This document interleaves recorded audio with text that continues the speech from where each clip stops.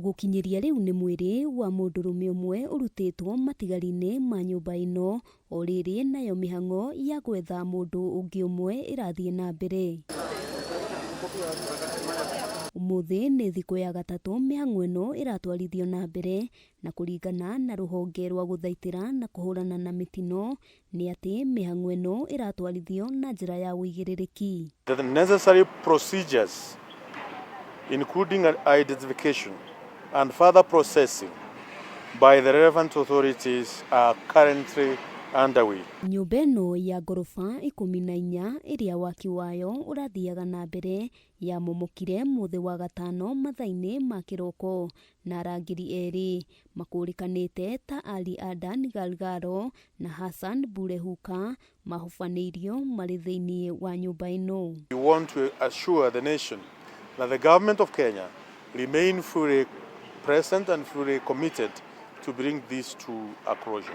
Thirikari hamwe noguo ni iranire gukinyukia makinya ma kiwatho kuri aria makirukire watho wigie waki wa manyumba, ukirikana waki wa nyumba iyo wabatie gukinya ngorofa 12, no mwene kandarathi agitua matua ma gukinyia waki makiria ma uguo, undu uria uracungiriirie ikorwo ikigwa kumana na uritu wayo. What we urged that time, was that the building inspectorate together with the NCM works with those Kenyans who are developing to see what adjustments they can make to ensure structural integrity. Na kuri uguo minister wa uruti wira wa muingi Joyce Ruku eraniire ati mundu wothe urahuthikire gucungiriria mutino uyu ni ekuonanwo nake kiwatho amu mari na maritwa ma ene nyumba iyo o hamwe na mwene kandarathi uria urakinyanagiria waki ucio. We wrote to professional bodies from the Architectural Association, the Institute of Engineers in 2023, because you've seen a case where developers get professionals for the sake of approval.